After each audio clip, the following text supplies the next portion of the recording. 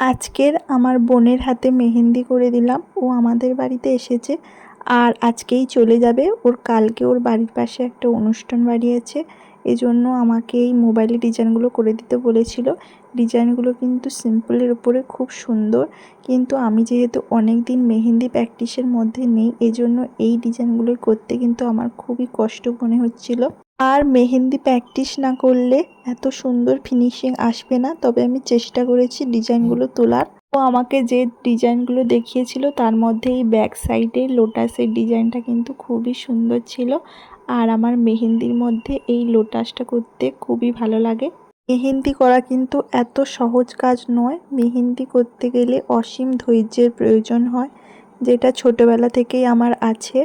আমি এই সব কাজ করতে বেশি ভালোবাসি। বিভিন্ন রকম হাতের কাজ, মেহেন্দি কিন্তু আমি শিখেছি। আগে যখন শিখিনি তখন মেহেন্দি কোন অনেক সময় ধরে থাকলে হাত ব্যথা করতো, কিন্তু এখন তেমন আর হয় না। আগে দুপুরে যখন সবাই ঘুমিয়ে পড়তো আমি এই সব হাতের কাজ নিয়ে ব্যস্ত থাকতাম, তবে এখন ওসব আর হয়ে ওঠে না।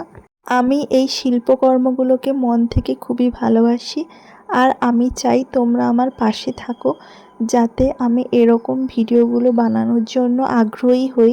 দেখতে দেখতে কিন্তু আমার ডিজাইনগুলো করা কমপ্লিট হয়ে গেছে। আমি এই ডিজাইনগুলো সুন্দর করে করার চেষ্টা করেছি। তোমাদের কেমন লাগছে অবশ্যই কমেন্ট করে বলবে, আর আমার চ্যানেলটিকে অবশ্যই সাবস্ক্রাইব করে রাখবে।